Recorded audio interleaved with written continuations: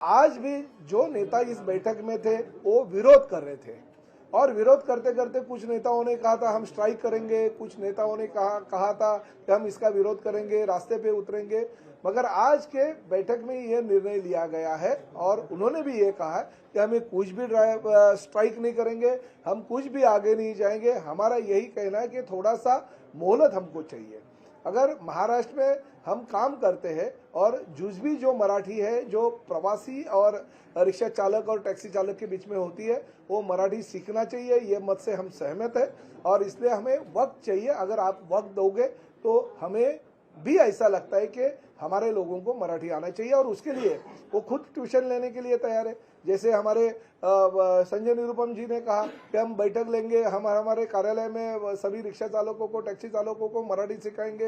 हाजी अराफत शेख ने कहा है कि हम वहाँ पे अच्छी तरह से हम हॉल लेंगे, हॉल में मराठी सिखाएंगे। हमारे विक्रम प्रताप सिंह ने कहा कि हम भी सभी रिक्शा चालकों को मराठी सिखाने की कोशिश करेंगे। हमारे शशांक राव ने कहा कि हमारी यूनियन की जो कार्यालय है वो कार्यालय में हम हमारे टैक्सी और रिक्शा चालकों को बिठा के उनसे मराठी पढ़वा लेंगे, रिक्शा सिखाएंगे उनको मराठी।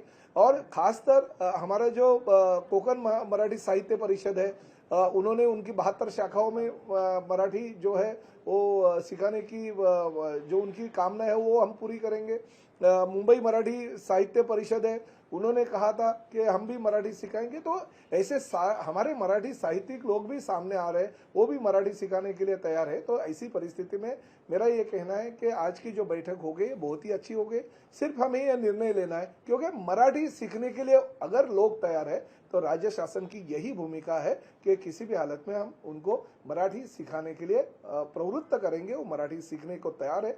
अगर उन्होंने टाइमिंग मांगा है, किसी ने 3 महीने का मांगा है, किसी ने 6 महीने का मांगा है, किसी ने 1 साल का मांगा है, हम टाइमिंग देने के लिए पहले भी तैयार थे और आज भी तैयार है। मगर कोई अगर ये कहेगा कि नहीं हम सीखेंगे नहीं मगर हम धंधा भी करेंगे, व्यवसाय भी करेंगे महाराष्ट्र में, मगर मराठी हम तैयार ही नहीं होंगे सीखने के लिए, तो ये नहीं चलेगा। महाराष्ट्र में अगर आपको व्यवसाय करना होगा, महाराष्ट्र में अगर आपको काम करना है, महाराष्ट्र में अगर प्रवासी गाड़ियां जो आपको चलानी है, तो हमको मराठी आना चाहिए। या हमारी भूमिका, ये भूमिका से ये सहमत थे, इसलिए मैं उनका आभार व्यक्त करता हूं।